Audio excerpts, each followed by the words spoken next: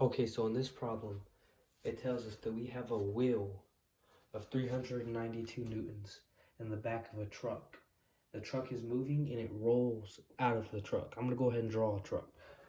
It has to be Ford. If it's any other brand, I don't want it. Okay, anyways, here's the truck.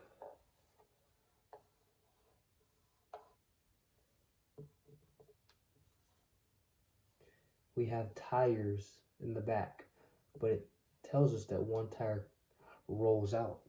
So the mass of that tire, we can figure that out. They give us a weight value. So if the weight is 392 newtons and weight is equal to m times g, multiply both sides by gravity, and you can get the mass.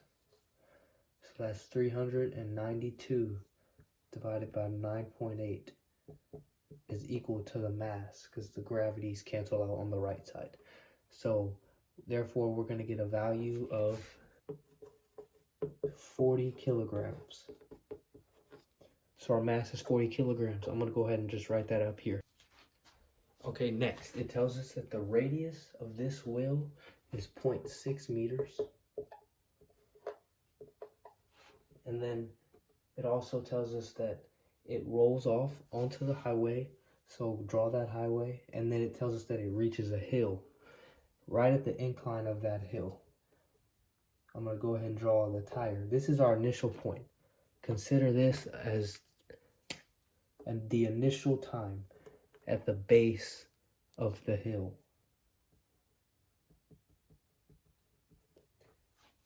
So it tells us that the speed at which the wheel is rotating is 25 radians per second. So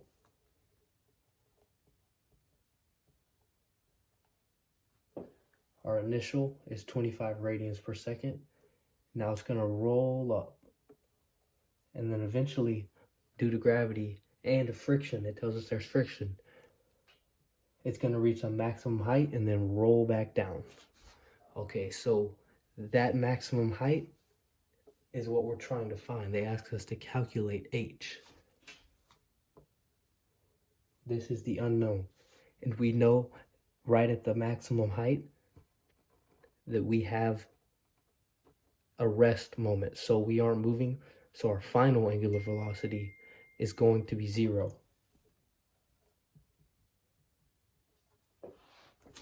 This right here is our final moment in this whole problem.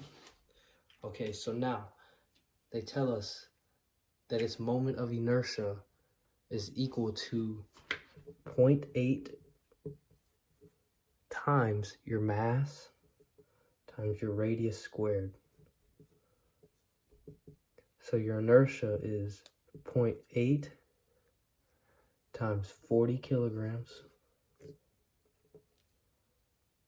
times 0.6 squared. Put this in a calculator and you should get a value of 11.52. Okay, so I wrote our inertia value up here. So next, use the next bit of information. It tells us that there is friction and the work done by friction is 2,600 joules. That's the absolute value of the work done by friction.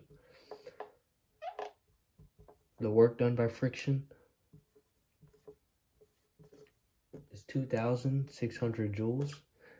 But notice, as the tire goes up the hill, friction is in the opposite direction of motion.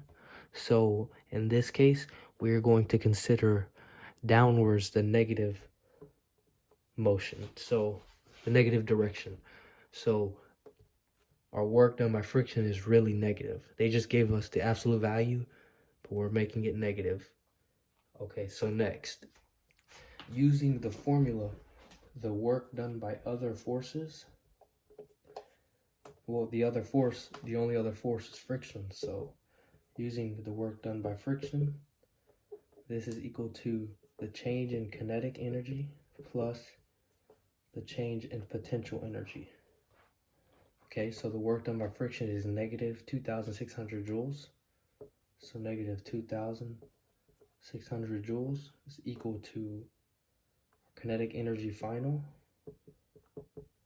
minus kinetic energy initial plus our potential energy final minus our potential energy initial. Okay, so realize our kinetic energy at the final moment is 0. We are at rest. It rolls up the hill, it pauses, comes back down. But at that moment, there is no kinetic energy.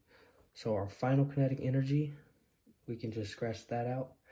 And our potential energy initial, this is just the same thing as mgh initial. Our height at the initial is a y value of 0. We're trying to figure out the y value up here, but we know that we start at a y value of 0. So mg times 0, the whole thing just goes away. So we are left with negative 2,600 is equal to negative kinetic energy initial plus potential energy final.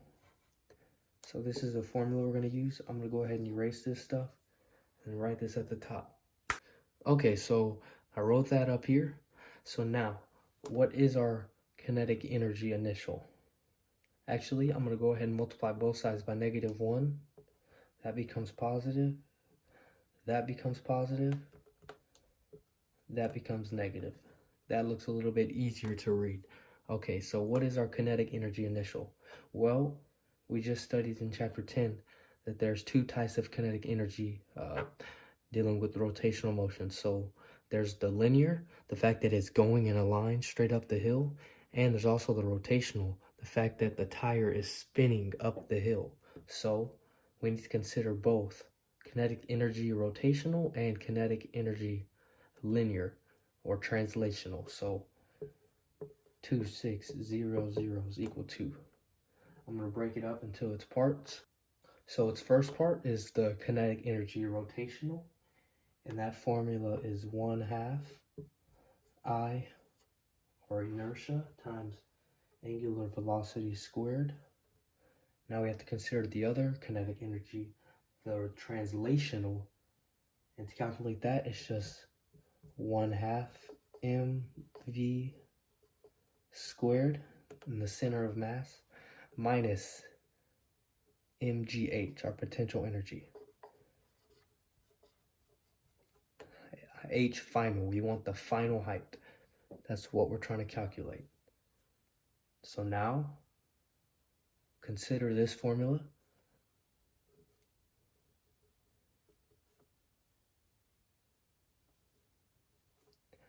We are going to need to substitute these values. So we're going to need to solve for W. So omega is equal to velocity divided by radius. Consider that. Okay, so I'm just going to go ahead and rewrite that up here. Okay, so I put our omega value up here, and the whole objective of this problem is to solve for our final height. So that's what we're going to do. We're going to solve for this variable by isolating it. So I'm going to bring these terms to the other side. So we have 2,600 minus this variable, or this term, bring it to this side, minus 1/2 I omega squared. But instead of writing omega, I'm just going to write V over R squared. So write it like this.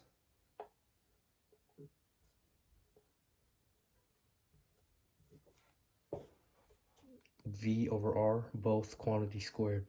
So that's our W. So now bring this term over. So that's going to be negative 1/2 mv center of mass squared. All of that equal to negative mgh final. Multiply both sides by -1. This becomes minus. This becomes positive. This becomes positive. This becomes positive. That makes things a lot easier. Okay, so now Isolate this variable, divide both sides by mg.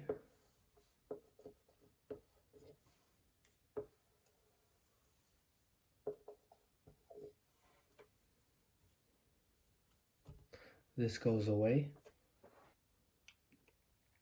Okay, so now I'm going to go ahead and just write h final is equal to all of this, and then we'll have to solve for one more variable, our v. So our height final is equal to all of this. I'm just going to rewrite it. I'm going to write the negative last on the numerator, divided by mg. I'm going to go ahead and erase this and write this at the top. Okay, so we have every variable in the right side of this equation except for v. We can simply calculate that. So recall this formula, multiply both sides by r. So you have your velocity in terms of center of mass is equal to omega times r. We have r and we have omega. So center of mass is equal to velocity at the center of mass is 25 times radius, which is 0.6. So 25 times 0.6, put that in the calculator and you should get a value of 15.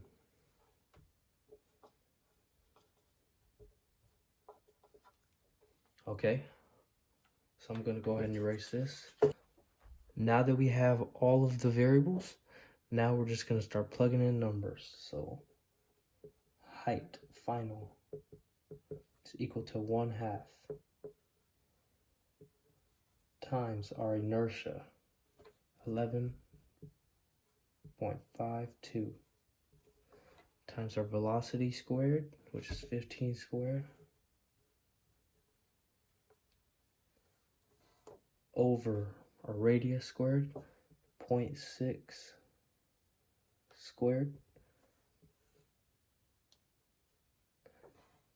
plus 1/2 times our mass, 40 kilograms, times v squared,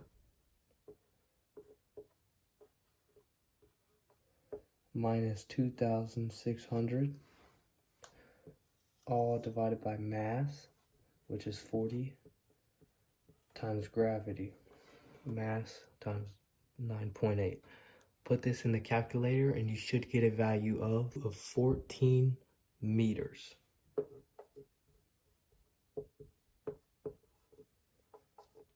That's how you do this problem. Stay tuned for more content.